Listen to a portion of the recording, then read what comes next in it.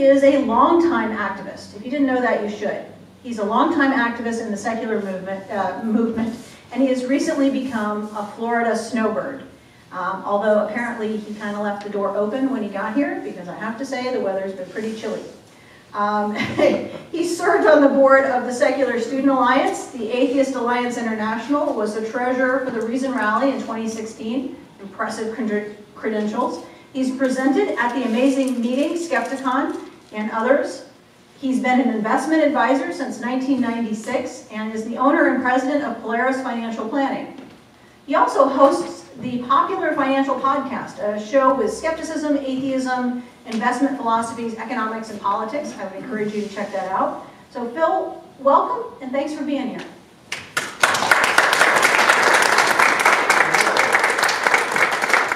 Phil Ferguson's the name. The podcast is the cleverly titled The Phil Ferguson Show.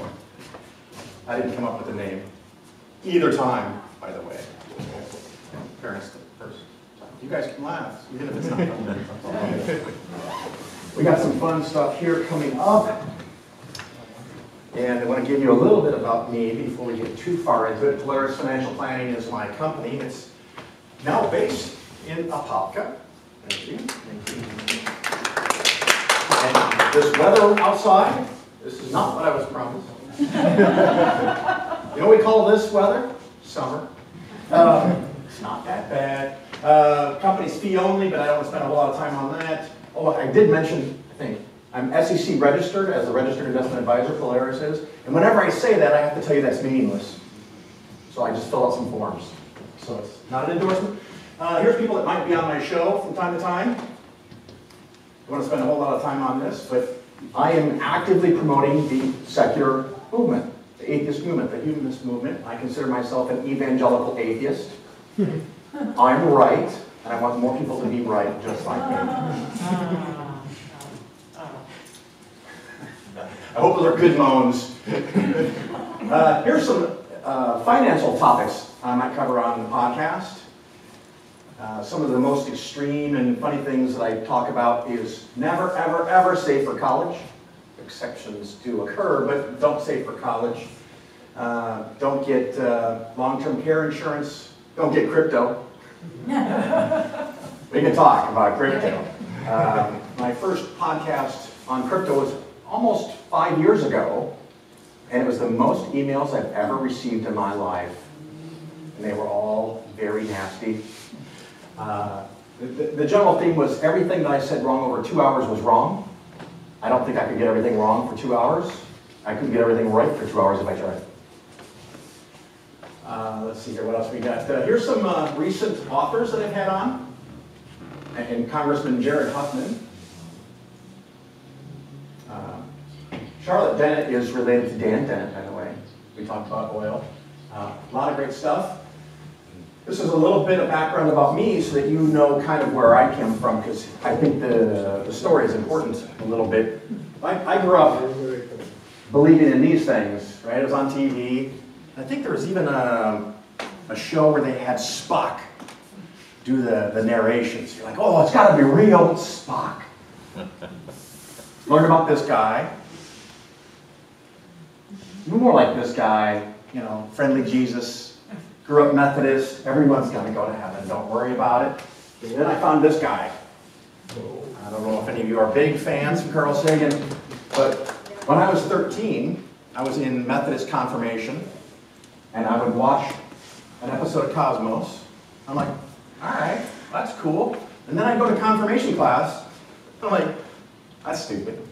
The more I learn about science, the funner it is. The more I learn about religion, the harder time I have processing why anybody is in it. But then I got married. I had kids. They got baptized because it's just a spritz of water. What can go wrong? Well, and where we lived, they didn't have public preschools. All the preschools were religious. So we want to give our kids the best chance in kindergarten. They got to go to a preschool. Religious preschool. Accidental? I don't think so.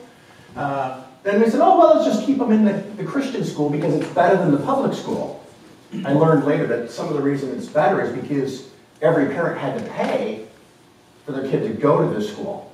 that makes the family and the parents inherently different. You're not comparing apples to apples. I got on the Christian school board for 3 years, 2 years as the treasurer, so I have a lot of shit to make up for it. I want to tell you a little story.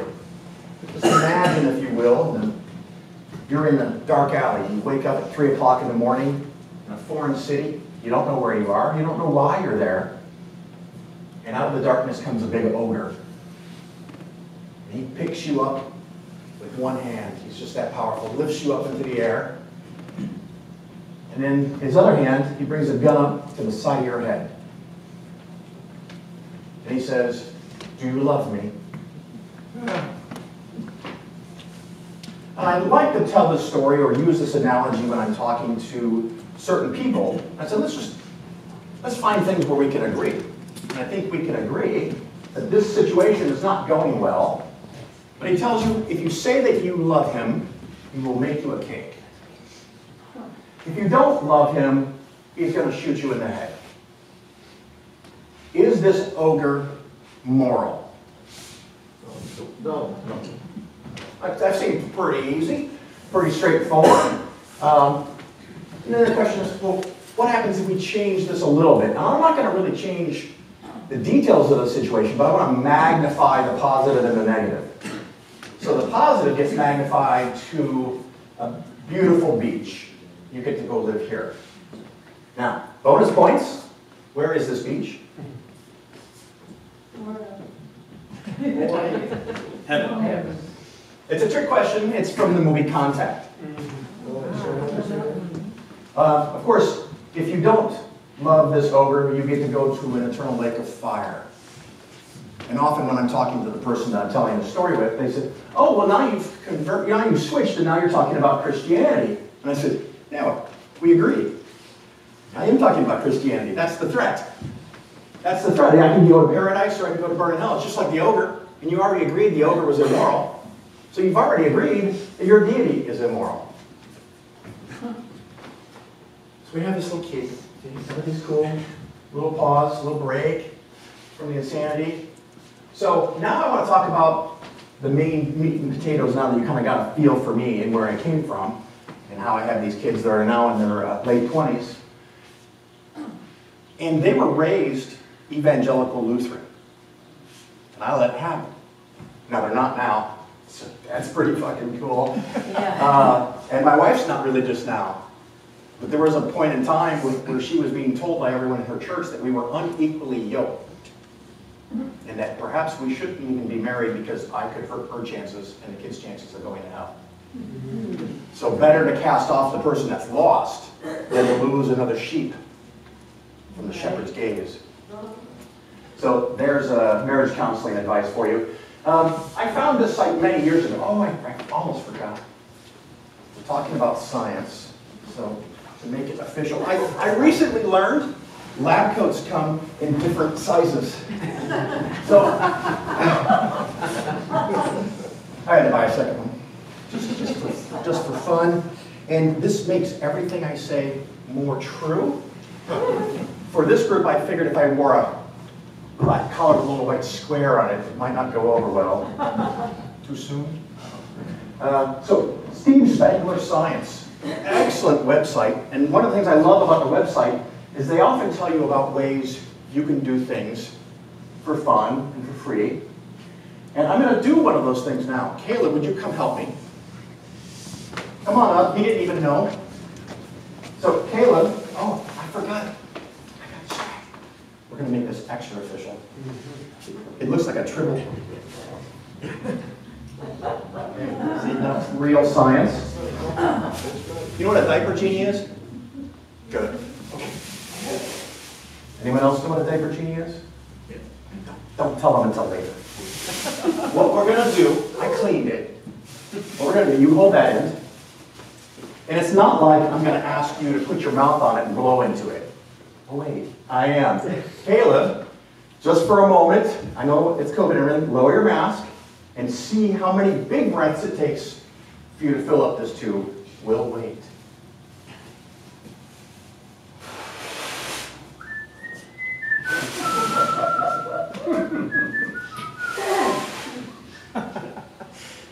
All right, that's good. I don't want you to hyperventilate. You can put your mask back on for safety. You can let go of that end. I'm going to remove the air, and then I'm going to try.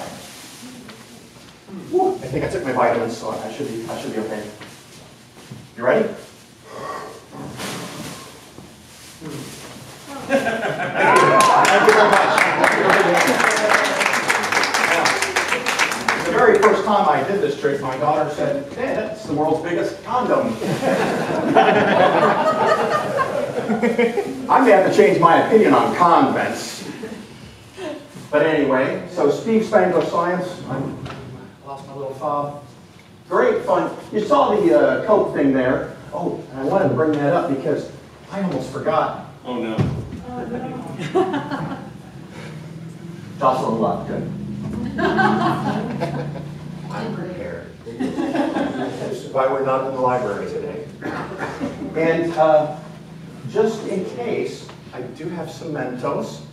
You can pass these around, take one or two. You probably all need extra breath mints because COVID, you know, and you've got the masks. You can hand those out to somebody. David said I can't go any further back because the cameras won't catch me. These are little white beads, and it's an example of one of the things we did when our kids were smaller.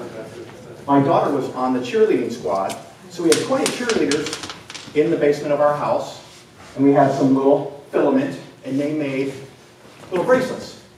And they're all like, well, this is lame. They're all white. They're all the same color. And then I turned on the black light, and they all changed color. So they were in the basement with the lights off and just a couple big black lights on. And we told them that they could make coated bracelets. They had a great hoop, and they'd come upstairs, and they would turn all white. And then you could go outside the house, and in direct sunlight, and they would all change colors again. And of course, the young ladies would come up to me like, how does this work? Wow. How else do you get a 12 or 13 or 14-year-old young adult child come up to you and say, I want you to explain the electromagnetic spectrum to me? Right? Oh, this is fantastic. So I'm always trying to think of things like that. Because you always have to consider where you are and who you are and what kid you're talking to. Because I don't suggest these methods are just for your kids. They're for your grandkids. They're for your nieces and nephews. They're for your kids' friends. They're for your friends' kids. I'm really serious about this evangelical thing. I think the world is going to be a far better place if more people leave religion and try to understand the world as it is, and this is hot as hell. So, we want questions. When our kids were little, just another idea for you, if you happen to have access to children? Sounds too Catholic. We had a game room. And we didn't sit down and make the kids watch these things, but we had things on in the background all the time. Planet Earth. Things about dinosaurs. Oh, this guy, he's kind of fun. You know who he is. One of the greatest gimmicks ever created for TV. I love it. You can go anywhere, anytime. Any story. Doctor Who is great. You can teach them about mythology. One of the best things you can teach a child is that there's all these ancient religions that are now dead. And the parents may not be so cool on your agenda, but you're being subtle and coy. You can buy them a movie like Agora. Anyone seen this? This movie was made in Spain. I think it's like a $50 or $60 million movie. And it couldn't get into theaters in the United States because it painted Christianity in a very negative light I call truth. Troy, Thor, Clash of the Titans. I didn't put up the old one on purpose because the new one was so bad. Don't. But things like this, where you're just watching a popular movie. Get the wheels a-turning. Buy them books about ancient Greek, Roman, Norse mythology. Mythologies all around the world. Anything, everything, all of it.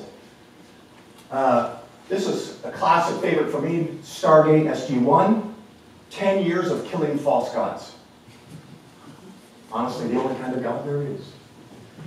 But you don't have to beat them over the head with it. You can just buy them season 1, buy them season 2. They used to come on these little silver discs that you could get. Now you just rent it. Star Wars is a good example, but be careful. There can be problems with everything. You sir, no sir. Watch the Star Wars. Scooby-Doo.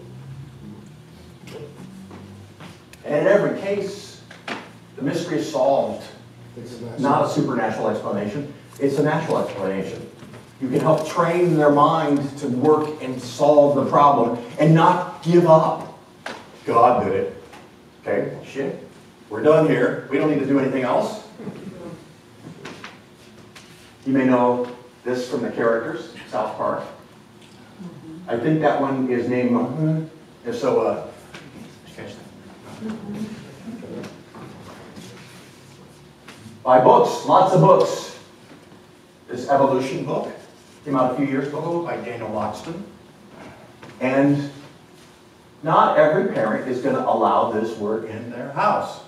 If they don't use this book, use some other book. The Magic of Reality. Some people might not let this author in their house. I get it. You know, choose your battles, figure it out. Both of these books are gorgeous if you get the hardback version. Don't get the Kindle version. Spend the $20 to $30 and get actual books that you can read to the kids can read, all ages. These are specifically written more for children. This is called Annabelle and Aiden. I've had the author on my podcast to talk about the philosophy. Okay, maybe this one is not the one to start with. Oh my gods. But he's got all kinds of books about, like, why do we have seasons? How related to animals? You know, just different stuff so the kids can learn how the world works. So that when they get sat down and someone tells them that evolution is fake and God made it all happen, they can go, I already know that's not true. This is a great book. I'm kidding. This author, Bruce Betts, has a whole series of books like this. And this is my first book on planets. I don't know if you guys had kids or have grandkids. They get a lot of first books. My first book I can chew on. My first book of letters. My first book of cats. Well, this is your first book of planets. Totally harmless. Grandkid, niece, nephew, whatever. And you don't have to do all these gift ideas, at least not at once, but just some suggestions. Think about what you could do if you're in an environment where you can provide a gift to a child. Can you take it to another level and have something?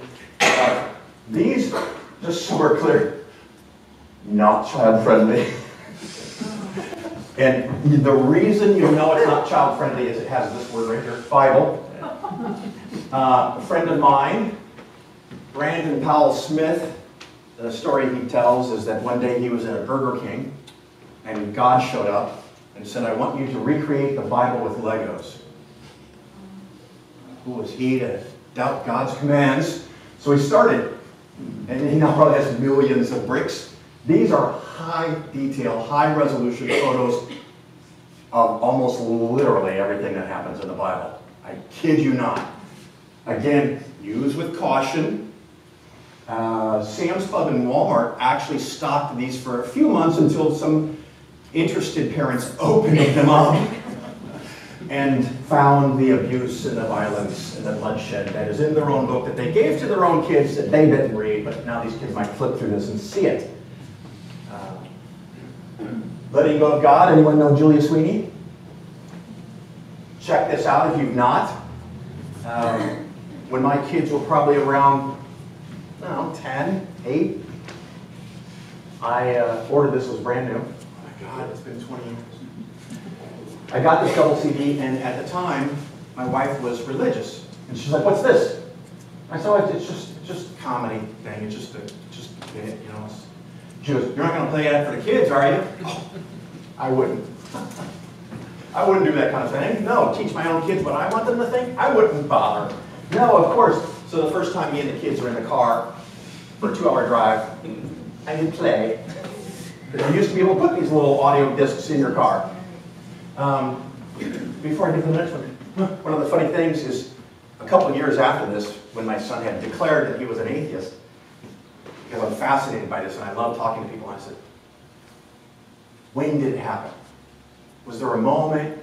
Was it over time? Was it gradual? Did you never really buy? And he says, I had lots of questions, and when you played this in the car, when it finished, I knew it was over. And that Christianity was bullshit, and I could never unsee the trick now. I could never unsee the magic. Or I could never see the magic again. I couldn't go back. We had the opportunity of telling Julia Sweeney that story. And the extra thing that came with it, and how I got in trouble. We were driving through the backwoods of southwest Missouri, and there's this place called Fred's Furniture. Now, anyone who's listened to this, there's a time where she goes to a camp, and to make Jesus more relatable, they call him Fred. And there's this bit in her monologue where they go, Fred is love! Fred is love! Well, we drive past Fred's Furniture, and my two kids in the back seat start going, Fred's Furniture is love! Fred's Furniture is love! And my wife goes, what are they doing? I don't know. Kids these days, they come up with the darndest things. I have no idea. How's your mother? And she says, you played, and my son, who up to that moment had never lied, later we found that not to be true, but he said, oh, Dad played this thing from Julia Sweeney called Let Him Go God. I want my $5 back. Magic tricks. Oh, kids love magic tricks. Maybe if they're too little, they won't get it. Maybe if they're too old, they won't get it. But there's that sweet spot, I don't know, 7, 8 to 15 maybe. You buy them a magic trick. It teaches them that things aren't always as they appear. This is one of my favorite to gift because it's cheap. Cheap bastard, what can I say? It's cheap and it's easy to do. So we go to magic stores, and magic stores, something like this can be like $20 to $30.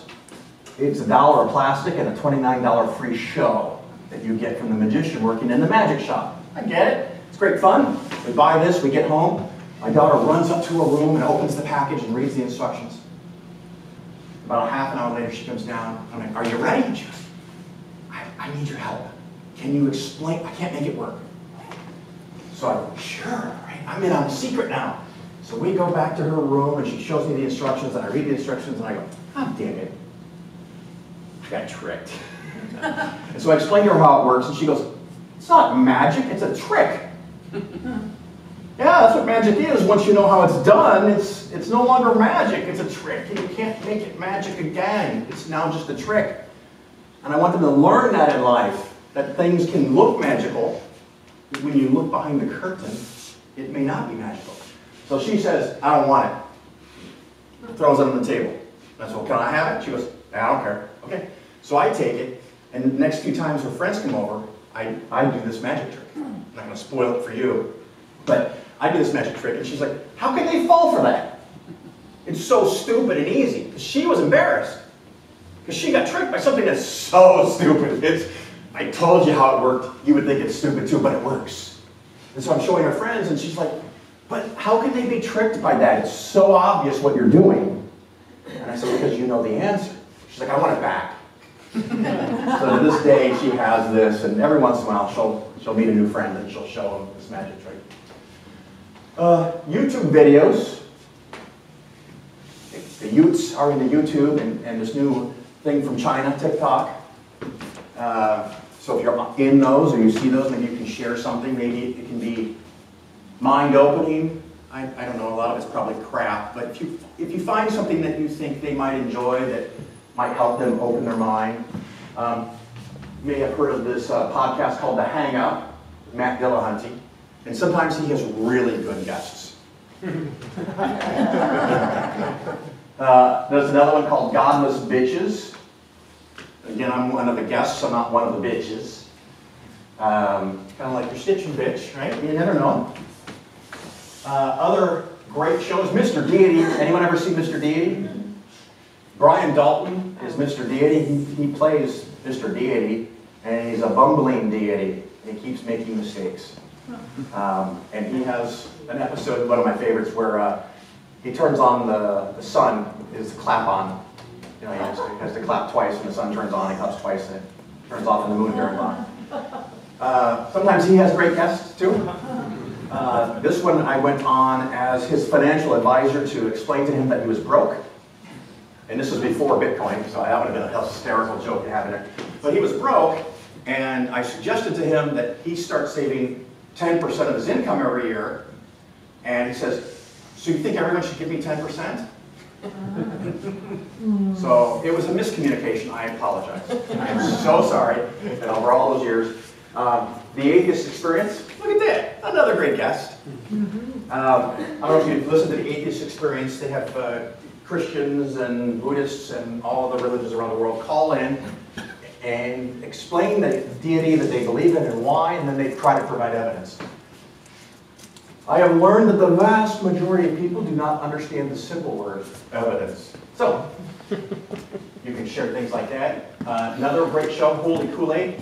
This is my cutest, I think. Isn't that great? I was on to explain Bitcoin to people. That's fun. As I told you before. Music.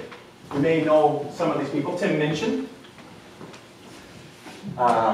Shelley Siegel. You can get their albums. You can look for other things out there that you just give a gift of music to someone that might have some themes and ideas about how the world works that they didn't think about before. A friend of mine, George Robb, and also Roy Zimmerman. He also does political stuff. I had to steal from Roy Zimmerman his joke. Ted Haggard, do you guys remember Ted Haggard? Ted Haggard was one of the highest ranked, I think he was actually the president of the National Evangelical Association and got to meet with presidents and stuff.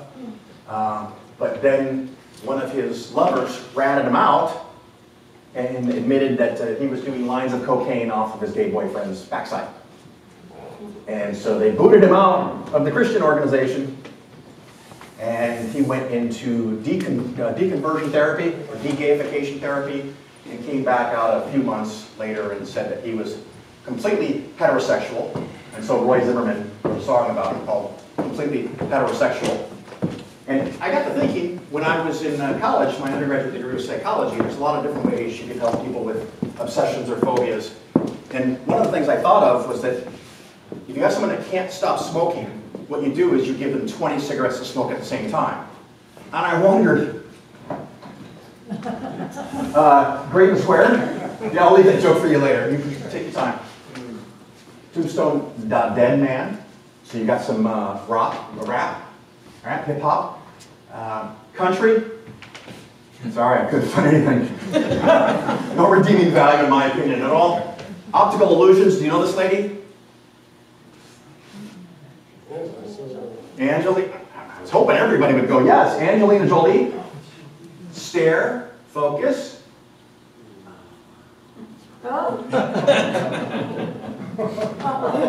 Now for everybody, the magic moment is a little different. I can hear it. So I'll do it. I think I got it one more time. And it's kind of like there. You know, like, whoa, what happened? And so it's a fun optical illusion. You have books of optical illusions, things that look like they're moving, they're not. Things that look like different colors, they're not. Again, for me, it goes to this whole idea of seeing the world and be careful. It might not be what you think it is. For a little child, you know what? You start off with Where's Waldo? It's okay. You can do mazes. You can do puzzles, word games, all kinds of optical illusions. A friend of mine in Arkansas got really into optical illusions when he was a kid, and everyone in his family was Jehovah's Witness. And when it was his turn to go at the age of 13 and become a Jehovah's Witness, he's like, no. It's a trick, just like all these optical illusions that I'd studied and have all these books about. And through the years, all of his siblings left Jehovah's Witnesses. And so now he is the only one that can talk to his mother, because she will not talk to the 4 other kids because they had the truth and they left. He's the only one that has a chance to still accept Jehovah's Witnesses. So since he never joined and left, he has to do all the communication with his mother because she won't talk to anybody else. Legos, I told you. How am I doing on time? We're still good? Good-ish? Yeah. This is the angels coming to this place called Sodom. Great name for a city. And Lot was hanging out, and these angels come by. And he says, oh, come stay in my house, wash your feet, and then in the morning you can be on your way. And they're like, no, we're here to visit the people and you and tell you to leave, and we'll stay out in the square. We don't want to take up space in your house. And Lot says, no, you have to come into my house because the people here are pretty bad. So they come in the house, they eat, they drink, they have a party, and then a whole bunch of the people in the town surround his house. It's a little house, little Lego house, so it's easy to surround little people. And they said, hey, we want those angel-like fellas outside to come hang with us. There's things that we'd like to do. We want to have sex with them. And Lot comes out, and of course, it's Lot, right? He's the one guy that gets saved in the entire city, or two cities together, Sodom and Gomorrah. And he says, no, don't do these horrible, evil things. These men are under my roof. They're under my protection. You can't have them. However, I have a couple of daughters that have not known the pleasure of man. Why don't you have them for the night? In the morning, the angels convince Lot, his wife, and the daughters to go along and leave the city. You all know the story, right? Lot's wife, what did she do? She looked back. Now, some think she turned into a pillar of salt. And she did. Some think that it was the only way out of the marriage. Poof, pillar of salt.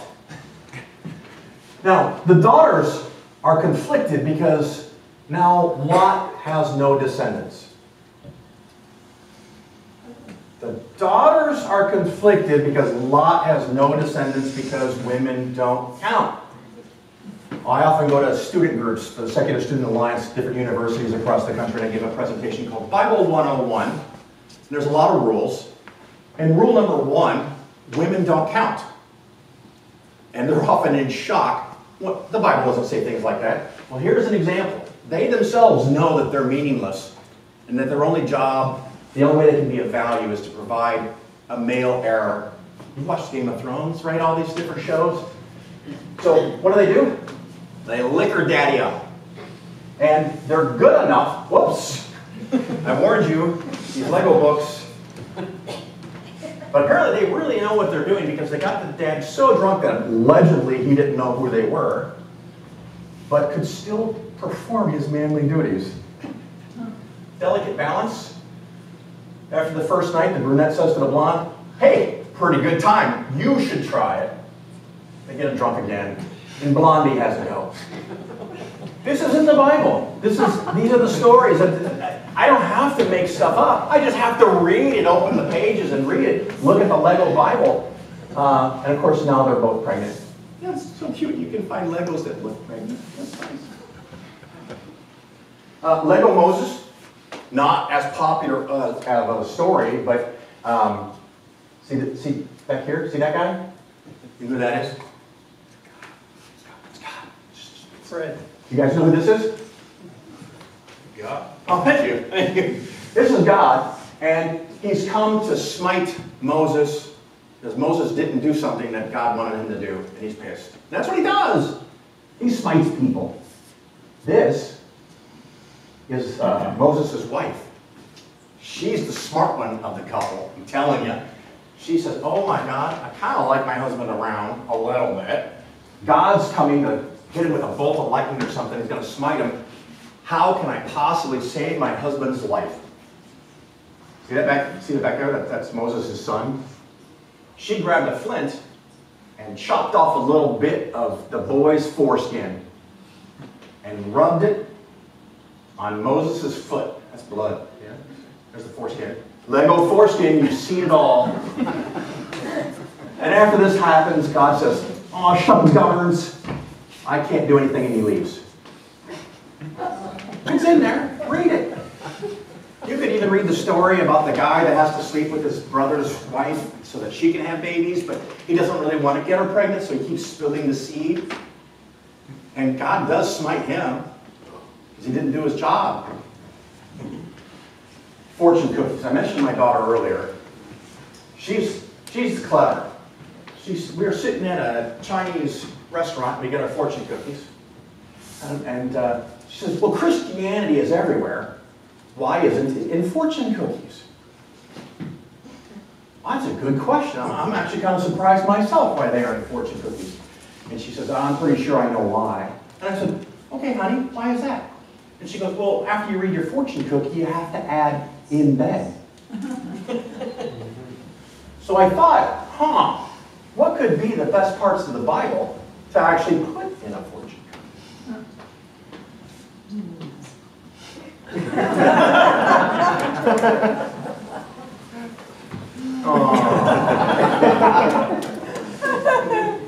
What?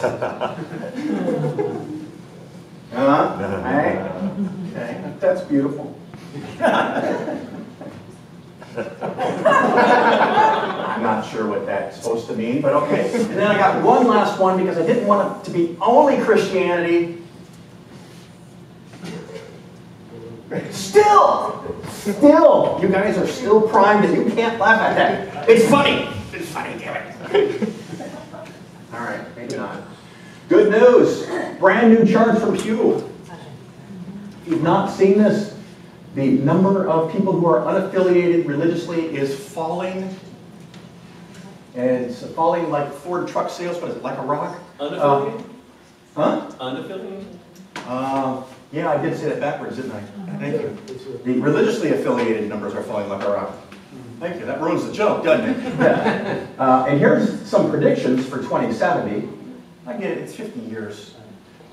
But they made some models and some calculations, and if no one leaves religion at all, and we just have the people that we have now and babies, and they go forward for 50 years, because the higher the age currently, the more likely you're to be religiously affiliated.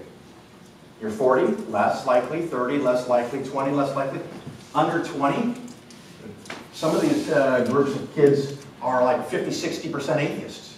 And so the number of religiously unaffiliated is gonna fall. God damn. The number of religiously affiliated is gonna fall, just period. But sometimes they're switching, and so they put some different parts in the model here. So we're on the right path. We just have to survive long enough to get there.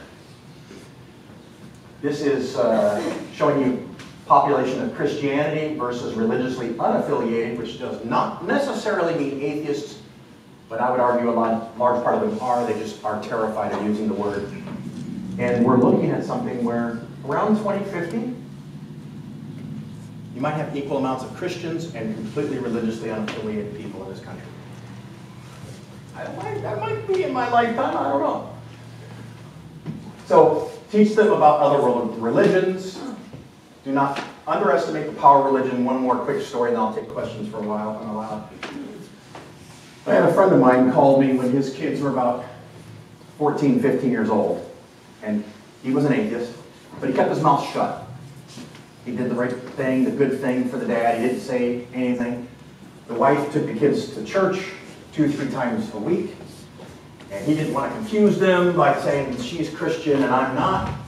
So he just stayed out of it. And then one day he decided they're old enough now, I'm going to sit them down and explain to them my perspective on the world and why Christianity might not be true. He didn't get out more than 2 or 3 sentences. And the daughter says, we were warned that this day would happen and that we are not allowed to listen to you. And his daughter and his son got up and left the room. He calls me in tears. He's like, I just lost my kids. I said, well, I have this bad habit of saying what I think. You just found out that you had lost your kids. They were already lost to you. You just didn't know it. Today you found out. And he's like, what am I going to do? Well, you're not going to do the shit I just showed you because you're fucked. So the only thing you can do is try to be a nice dad, try to be a responsible dad. Tell the kids if they ever get drunk that you'd come pick them up, no questions asked, because maybe mom won't do that because it's judgmental. Tell them you got a box of Plan B on the shelf in your office. And if it disappears one day, no fucking questions. right? Maybe you can at least be that dad. You can be there, and maybe one day when they're 25 or something, they're going to go, I would like to hear what you have to say. I think that's about all he has. So you must take action. I'm asking, I'm begging, I'm pleading. Think about these things. Think if any of these can apply to any child. And I know, because I get a lot of pushback from people like, this is what churches do, I don't want to do what churches do. I get it. But I want you to do this because that's what churches are doing. And we need to fight back, otherwise it's all going to go to shit. So thank you for listening. There's my business, my podcast that's available. I will take questions. Have you seen the new commercials on TV with Jesus in them? It looks like they are starting to do more pointed advertising targeting young folks during football, things like that. They're brand new. I haven't, but I don't watch sports ball or Fox News, so maybe I'm not the target audience. Boy, I'm gonna have to look for that. That'd be great. Gotta stop fast forwarding the commercials. Yeah. What do you think we need more of? Like more children's books that kind of... Oh, and that subject, I was just saying money. We need more money. Yeah, no, but I mean, as far as, you know, like a humanist children's book. So if I could wave my Harry Potter wand, what is it, extemporaneous, I would have critical thinking classes in elementary school. A lot of teachers want to use their position to promote their religion, and then a lot of teachers are terrified to use their position to teach logic and reasoning and counter religions or mythologies or whatever. Some places it's horrible. I may have told someone earlier, I was in a story, for 2 years I lived in Arkansas. Absolutely horrific, just maybe a fun story.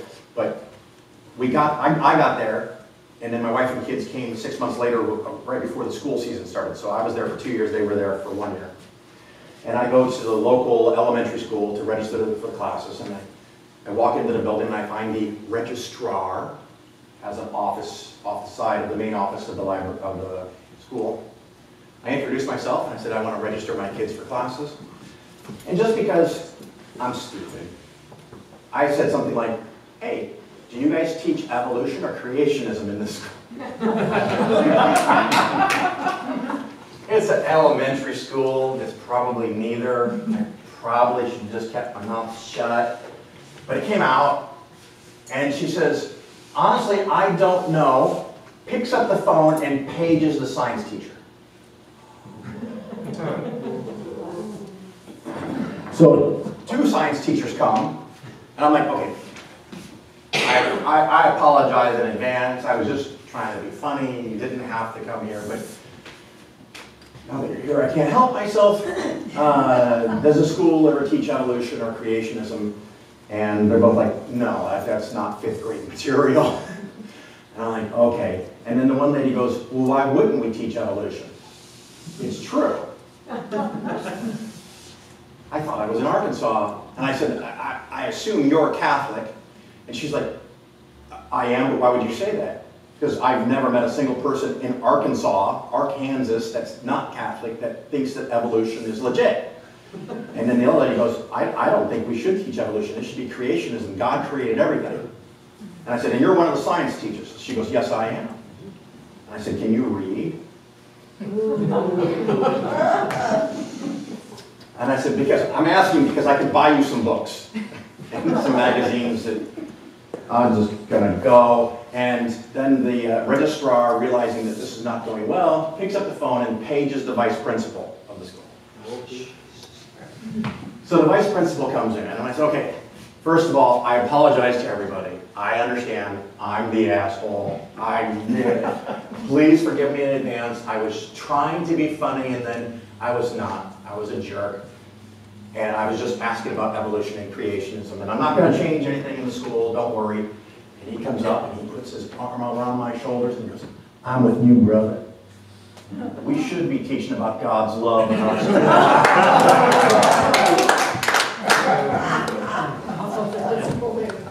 And I said, I'm going to apologize again for what I'm about to say. I can't stop myself. I made a promise that when possible, if I heard someone telling lies that might affect a child's life negatively, I'm going to stand up and say something, and you're fucking wrong, and you probably shouldn't have this fucking job. And I left. And I'm like, I gotta call my wife and tell her what happened. Well, I got busy. You know how things are. A couple days pass, and I get a call from the local magnet school that specializes in math and science and dance and all this stuff. And they said, your kids have been accepted if you want. Yeah, we'll be right there. Woo! Saved. Yeah. Other questions? So there is a God, right? Yeah, yeah. It's the flying spaghetti monster, meat version. There was a schism, if you didn't know. There was a schism between meat and meatless. I can answer questions about investments, cryptocurrency. Oh, groups like this always love ESG, environment, social governance. Don't do it. And if you really want to know why, you might get your question. Here we go. Hey, regarding critical thinking, do you know of any structured, guided resources for adults that maybe delves into skepticism and media literacy and ways to practice and learn? Because even in the liberal circles, I run into that a lot, and I realize, like, I feel like I'm a skeptical evangelical because I would just love to, you know, convert everyone to skepticism. I wish I did. There must be something, right? There must be. I just don't know what it is. It's hard to find. Like, I know years ago, an organization called the JREF, the James Randi Educational Foundation, created and run for many years before he passed away by James Randi, world famous magician.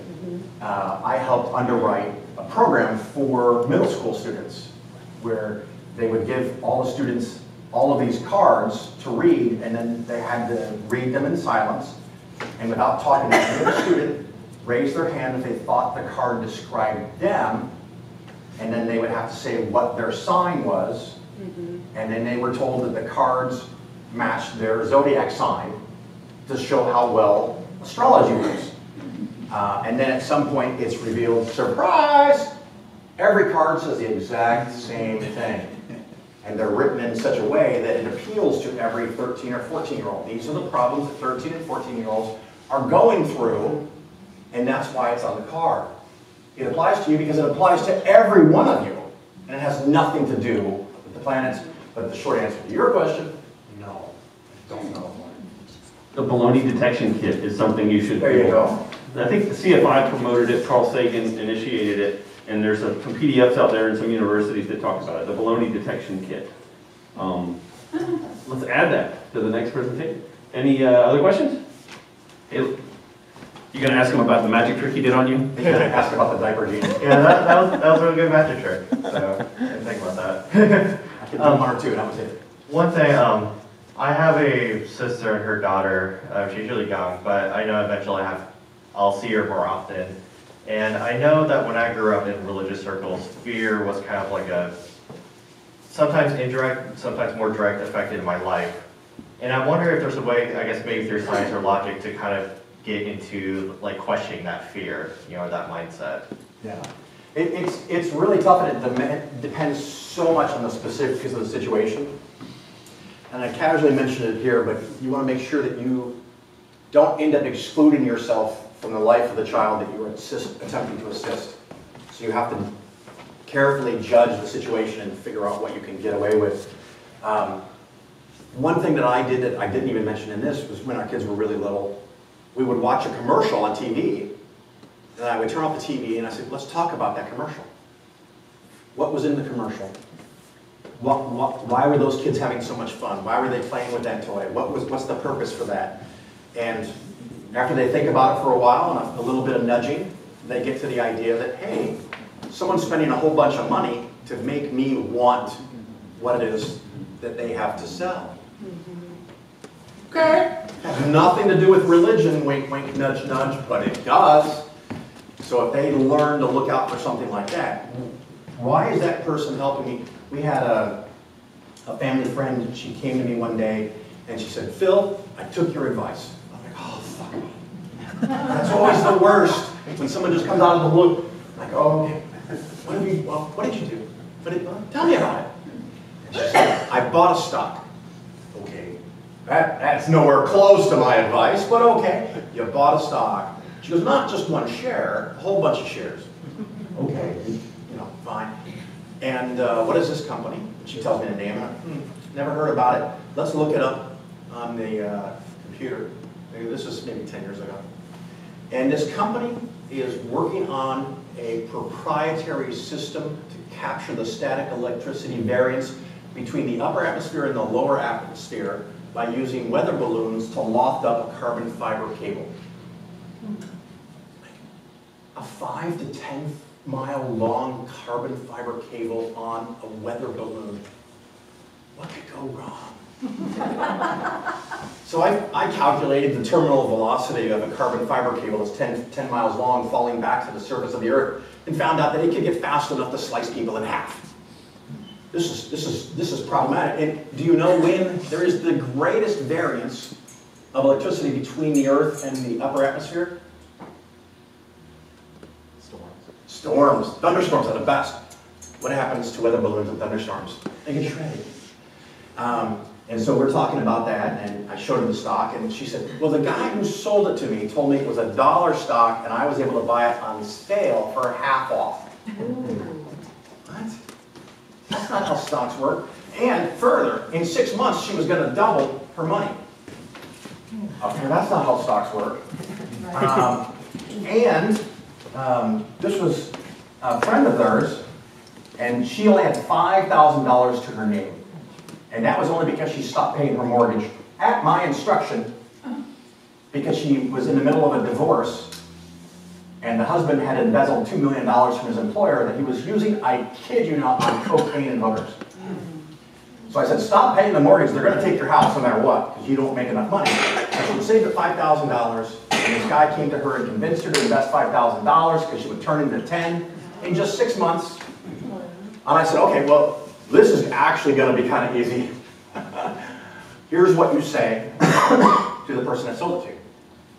And you explain it, and he'll give you back the $5,000. And she goes, I don't know if I can say those words and make it make sense like you do. I said, I'll go with you. We'll go into his office, and we'll say, look, we know this is a scam. We know this is bullshit, because he might have told her, oh, don't worry, you're a pretty little head.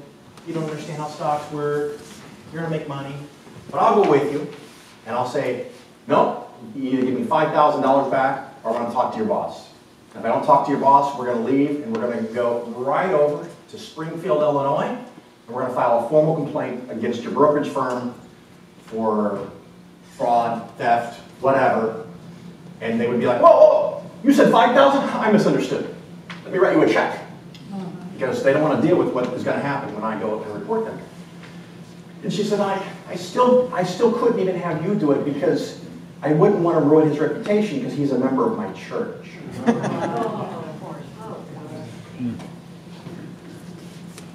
That's a punchline. Yeah. No more questions? Norma. If you don't mind. Nope. Hi. The first thing I noticed when you were going to speak is that this really strange juxtaposition between the atheism and the financial advice, because in my experience, going to financial seminars and things like that, there seems to be a really strong Christian strain among financial advisors. And I can kind of see the whole faith and trust me kind of thing, but it's really, really strong. And I was wondering if you have a comment on that. And then also, so how is it that you, with your mindset, do financial differently? Because evidently maybe there's not just one way. Yeah. Great question, and you're absolutely right. A lot of my success is because I'm just too stupid to know better. I had a podcast. I actually was on someone else's podcast for a year, and then I had my own podcast for a year, and now I'm doing mine. I think I'm up like 446, so it's been a few years. And I was trying to find a name for the newest version, which is now the Ferguson Show. A friend of mine suggested it because my concern was I wanted to talk about all kinds of things, and if you name your show skateboarding, And then you talk about politics, people are going to be like, what is it? You promised me skateboard. Right? So he's like, well, you could do something like Dave Ramsey, you know, where they just use their name. And I was like, okay, well, I don't know if that's a great example, but okay, yeah. So I do have people that hire me because I'm an atheist, and I'm very conflicted by it, because that shouldn't be the reason that they hire me. However, I will take their money. Right? I will help them manage money for a fee. I've also had people, I don't know if I was pretty clean today, but on my podcast, I swear, and I had someone said that, Phil, I wanted to let you know the reason I hired you is because you're the first financial person I've ever talked to that swears. And I said, that's the stupidest fucking thing I've ever heard in my life. But I will take, I'll help you invest. And so in a way, I'm actually using the same trick, the same inroad, because we share some common interests to build that confidence in clients, which helps me a lot, but I also don't like it. So I'm conflicted with that. But there are people that do biblically based investing, and basically, as you can imagine, they have this magic book, and they pick and choose whatever the fuck they want, and they say it means whatever they think it means, and then they give whatever kind of advice. And people that do religiously based investment advice, they're all different. They conflict with each other. It's meaningless. One of the things I like to promote is what I call skeptically investing, investing skeptically, science-based investing. And so when I started this, it was accidental. I went to college, I got my MBA, I had a job, and I didn't really go into this, so if you guys were bored, just leave. But my first year back from college, my dad sat me down, and he was a stock picking genius. He would always pick the winning stocks. My first year back from college, he sits me down and says, I want to show you where all the money is, where all the accounts are, so if something happens to me, you can take care of mom and your brothers. Because I apparently had a little bit of an aptitude for it. And when we started going through the things that he owned and had owned, there was one clusterfuck nightmare after another. And I'm like, you never talked about this stock. Well, why would I? And so he was the greatest victim, proponent, I don't know, of motivated reasoning, selection bias, remembering the hits and forgetting the misses. And so I grew up thinking, and he would buy all these books and these charts and these tables, and he was doing graphs. He was a chartist, and he was a technical analyst, and he was a value calculator. He was doing all this stuff. He sucked. It was awful. I was like, oh my God. How does one invest? Index funds. How does one do it? So I started reading every book about investing I could get. And there's a lot of simple things that I do. One, it's all index funds. Two, don't do anything new. Don't do anything creative. Don't put money in something that no one else has ever thought of in the last 100 years of investing. Someone probably has, you just don't know about it. And it's probably a scam, it's probably a trick. So sometimes I tell people I give really boring investment advice. Save more money. Don't do stupid shit. And sometimes the biggest value I provide to my clients is preventing them from fucking themselves. Because they'll call me, like the lady that bought the stock. So I can follow your advice. Well, you didn't understand my advice because that was not my advice. But that same lady, it's funny, a couple years later she called me and she says, I was talking to a friend of mine who's a real estate agent, and I said, no. Now, I've been working with her, because she's a family friend, for 5 years to get out of debt. She's paid off her credit cards, she was making her apartment rent every month. Things were getting better, she was getting on her feet, and she was really at the part where she could start investing. And I said, no.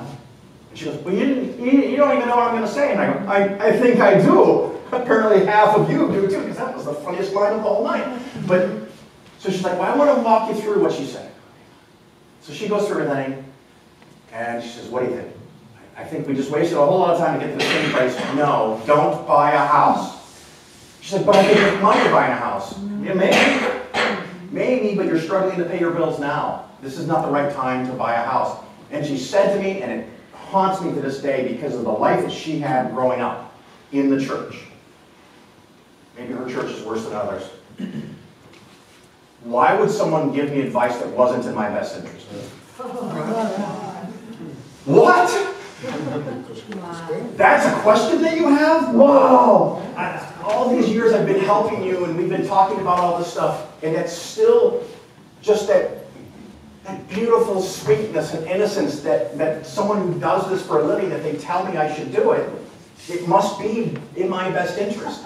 When I first started 25 years ago, I had people that I was helping with investments, and one lady came and she said, "Can I hire you?" I'm like, "Hire me?" She goes, "Yeah, you know more than my broker, so however he gets paid, can you get paid?" I go, "I honestly don't even know how that works. I'm just helping a friend." And then a second person, a third person, a fourth person, a fifth person says they want to hand me money. And I remember this old saying, when you think everyone else is crazy, it's probably not everyone else, it's you. If these people want to hand me money, why am I not taking it? I don't know. So I studied for a thing called the Series 7 licensing exam, which allows you to be a broker. I contacted the state of Illinois, said, "Hey, I've studied for 6 months, I want to take this exam." And they said, "Who's your sponsor?" What? You have to have a sponsor. Where do you get a sponsor? Any broker dealer can sponsor you. They can? Yeah. So I call up a few local broker dealers. They laugh me off the phone. "You gonna come work for us, kid?" "No. Why would we sponsor you? We have liability and we have no control over you. Plus you're gonna be our competition. Fuck off." I call back to the state of Illinois and I go, "No, let me see if I understand this correctly. The only way I can get in the industry is if someone in the industry lets me in the industry." She said, "Well, you could look at it that way." I am looking at it that way. She goes, "Well, you could take the Series 65 exam instead and become a registered investment advisor." I'm like, "What is that?" And she said, "Like, well, it's 95% the same stuff as a broker." And I go, "Well, why isn't everyone doing that?" Nobody wants to do the Series 65, because if you take the Series 65 and you register as a registered investment advisor, you also have to be a fiduciary. What's a fiduciary? Oh my God, how stupid can I be? I studied for the Series 7. They never talked about a fiduciary. What the fuck is a fiduciary? And she says, "You have to do what's in the client's best interest." Doesn't everybody? Just the shit I did not know 25 years ago. It's staggering that I was able to walk around not knowing basic information like this. But yeah, so I read dozens of books getting back to how it works.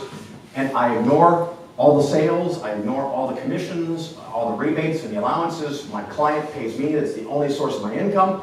And my goal is to treat their money as if it was my own, with one little caveat: the bigger their portfolio gets, the bigger my fee becomes, because it's a percentage.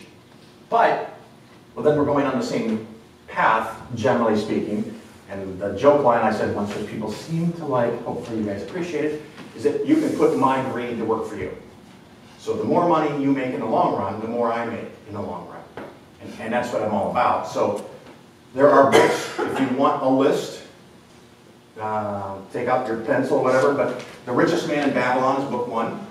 It's like 2 hours. You can find it on YouTube for free. Someone read it aloud on YouTube.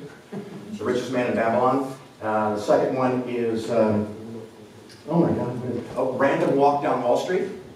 And you do have to read these in order, by the way. Random Walk Down Wall Street covers, this is a stock, this is a bond, this is an open-end mutual fund, this is a straddle, this is a put, this is a call. Here's all the different types of things that you can do and buy. And then the third one is Winning the Loser's Game. And the fourth one is Common Sense on Mutual Funds, intentionally titled to pay homage to Thomas Paine, written by John C. Bogle, the guy that started Vanguard Mutual Fund Company. But you have to do that book fourth, because it has statistics and math and charts and tables, and it basically assumes that you know all the things that you had to read those first 3 books to get. So if you just open up that book and read it, maybe you're smarter than me. Doesn't take a whole lot, but if you don't know all the other words, it's going to be a hard book to process and understand. But there are mathematical trends, there are things that exist that help you make more money in the long run. And a lot of it, it's like the tortoise and the hare. You want to be the tortoise. There are people that can get rich quick. The phrase I like, you ever know anyone that's always trying to strike it rich? Did you notice they're always trying? Because it doesn't work. You have to keep trying again and again and again. You want to be the person that puts aside, sorry, 10%, it's not going to cut it for most people. 20%. You say 20% per year. Reasonable investments, keep your expenses low, keep your taxes low. Don't do anything stupid. If you have enough time, you will be rich. It works, but you have to wait. You have to not panic. But I'm prattling. Thank you. Thank you so very much.